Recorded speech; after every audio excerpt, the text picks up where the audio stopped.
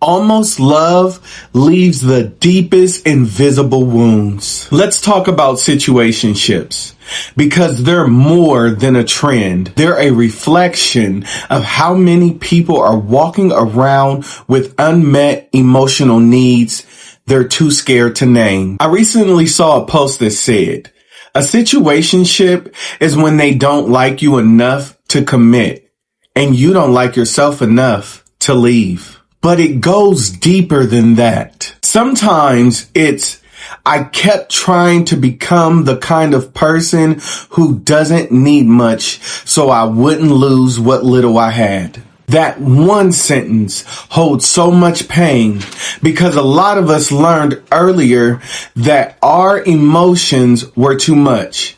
So we learned to shrink, to adapt, to be easy, to be the one who doesn't ask for anything. And when you meet someone avoidant, it feels familiar. It feels like home, even if home was chaotic. Being the emotionally available one doesn't always mean you're healthy.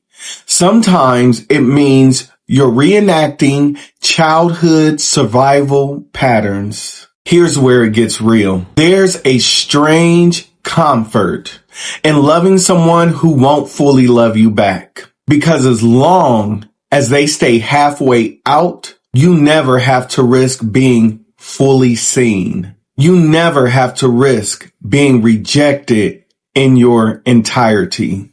And that's why people stay. Not because the relationship is good, but because it feels safer than being alone with the truth.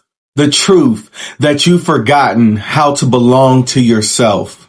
The truth that you learned to ask for less because it felt dangerous to need more. The truth that you keep choosing people who avoid you because you've been avoiding parts of yourself for years. Almost love is seductive.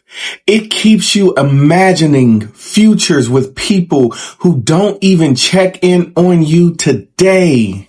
It keeps you creating stories in your head instead of living your life in the present. It keeps you defending their absence because you're terrified of your own emptiness. And I want to say this gently. You didn't fall for an avoidant because you're weak. You fell for them because they gave you a familiar place to hide your unmet needs. But here's where everything shifts. When someone won't choose you, they force you to choose yourself. And if choosing yourself is not the ending, it's the beginning.